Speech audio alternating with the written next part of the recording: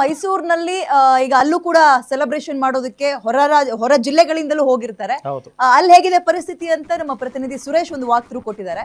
ಮೈಸೂರು ಅರಮನೆ ಬಳಿ ಪರಿಸ್ಥಿತಿ ಹೆಂಗಿದೆ, ಪ್ರವಾಸಿಗರ ದಂಡು ಹೇಗ್ ಸೇರ್ತಾ ಇದೆ ನೋಡ್ತಾ ಹೋಗೋಣ.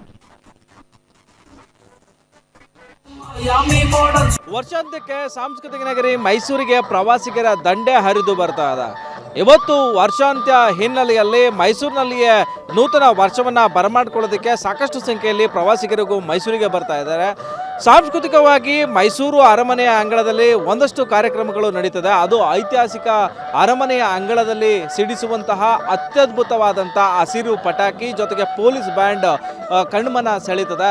ಆ ಮೂಲಕವಾಗಿ ಮೈಸೂರಿನ ಅರಮನೆಯ ಅಂಗಳದಲ್ಲಿಯೇ ನೂತನ ವರ್ಷವನ್ನು ಬರಮಾಡಿಕೊಳ್ಳುವ ನಿಟ್ಟಿನಲ್ಲಿ ಸಾಕಷ್ಟು ಪ್ರವಾಸಿಗರ ಸಂಖ್ಯೆ ಮೈಸೂರಿನ ಅರಮನೆಯ ಅಂಗಳಕ್ಕೆ ಹರಿದು ಬರ್ತಾ ಇರುವಂಥದ್ದು. ನಾನು ಮೈಸೂರಿನ ವಿಶ್ವವಿಖ್ಯಾತ ಅಂಬಾವಿಲಾಸ ಅರಮನೆಯ ಮುಂಭಾಗ ಇರತಕ್ಕಂಥ ಫಲಪುಷ್ಪ ಪ್ರದರ್ಶನದಲ್ಲಿಯೇ ಇದ್ದೇನೆ. ಬಹಳ ಮುಖ್ಯವಾಗಿ ಮಾಗಿ ಉತ್ಸವದ ಹಿನ್ನೆಲೆಯಲ್ಲಿ ಒಂದು ಕಡೆ ಮಾಗಿ ಉತ್ಸವ, ಮತ್ತೊಂದು ಕಡೆ ನೂತನ ವರ್ಷದ ಆರಂಭ, ಮತ್ತೊಂದು ಕಡೆ ಅರಮನೆಯ ಅಂಗಳದ ಐತಿಹಾಸಿಕ ಸನ್ನಿವೇಶ ಎಲ್ಲ ಕೂಡ ಸಿಗೋದು ಕೇವಲ ಮೈಸೂರಿನ ಅಂಬಾವಿಲಾಸ ಅರಮನೆಯ ಅಂಗಳದಲ್ಲಿ. ಹೀಗಾಗಿ ಮೈಸೂರಿಗೆ ಪ್ರವಾಸಿಗರ ಸಂಖ್ಯೆ ಹರಿದು ಬರ್ತಾ ಇದೆ. ಮೈಸೂರು ಕೇಳಿ ಸಾಂಸ್ಕೃತಿಕ ತವರು ಆಗಿರ್ತಕ್ಕಂಥ ಹಿನ್ನೆಲೆಯಲ್ಲಿ ನೂತನ ವರ್ಷಾಚರಣೆಯನ್ನು ಮೈಸೂರಿನಲ್ಲಿಯೇ ಮಾಡಿಕೊಳ್ಳುವಂಥ ನಿಟ್ಟಿನಲ್ಲಿ ಮೈಸೂರಿಗೆ ಪ್ರವಾಸಿಗರು ಬರ್ತಿದ್ದಾರೆ. ಮೈಸೂರಿನ ಅರಮನೆಯ ಅಂಗಳದಲ್ಲಿ ಪೊಲೀಸ್ ಬ್ಯಾಂಡ್ನ ವ್ಯವಸ್ಥೆಯನ್ನು ಕೂಡ ಮಾಡಲಾಗುತ್ತೆ.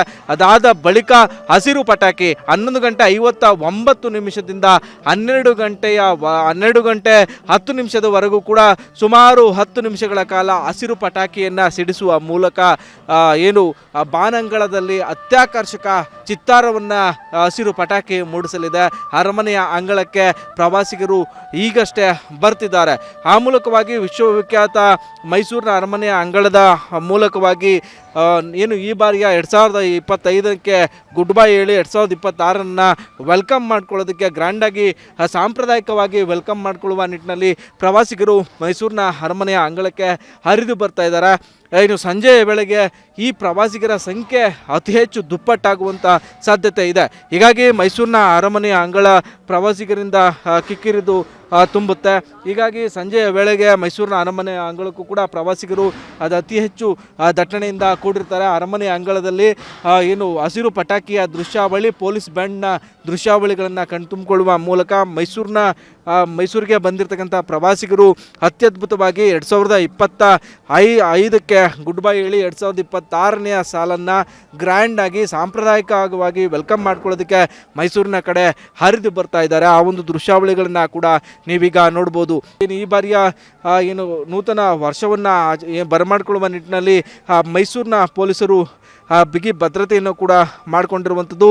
ಆ ಮೂಲಕ 2025ನೇ ವರ್ಷಾಂತ್ಯಕ್ಕೆ ಮೈಸೂರಿಗೆ ಅತಿ ಹೆಚ್ಚು ಸಂಖ್ಯೆಯಲ್ಲಿ ಪ್ರವಾಸಿಗರ ದಂಡು ಹರಿದು ಬರ್ತಾ ಇದೆ.